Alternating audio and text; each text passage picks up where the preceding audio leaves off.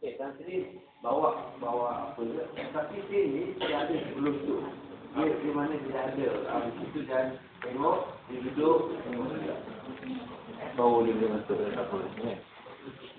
Seolah-olah dia telah dapat buku tu dan dia dah lihat, dia boleh duduk kat buku tu. Dia berat tengok, dia duduk.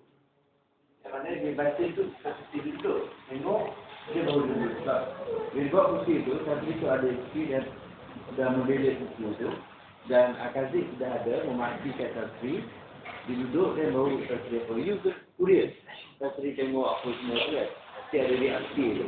Sebab sini sudah berlalu sebelum tu mana buku ikan sudah kabar Tasri melihat. Bila dia duduk, dia tengok balik kan.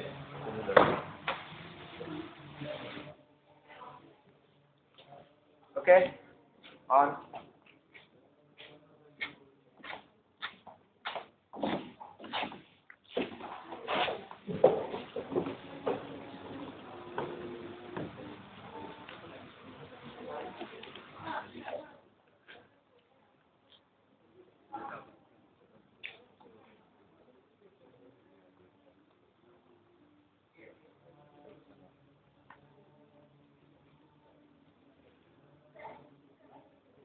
Selama ini kamu ada buku asal hikayat Petualangan.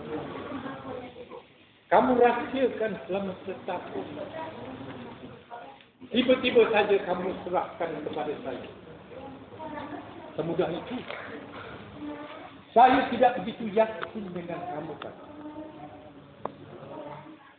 Patutnya saya yang perlu yakin dengan setiap susah yang saya buat ni. Kasih. Saya tahu rahsia di balik kisah hitam dari hikayat. Ia bukan sebarangan. Sangat besar tanggungjawabnya. Kamu jelaskan kepada saya. Tidak semudah itu saya mau terima ini saja.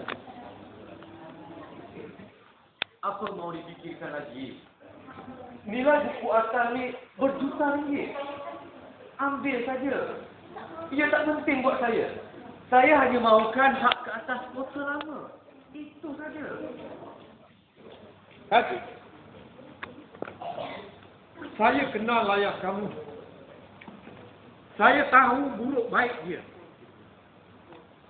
Mengenali ayah kamu dan diri kamu sendiri.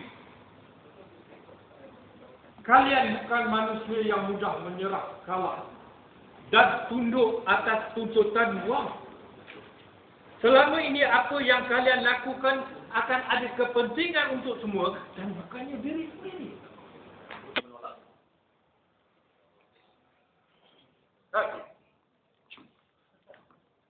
Saya kenal ayah kamu dah lama. Sama-sama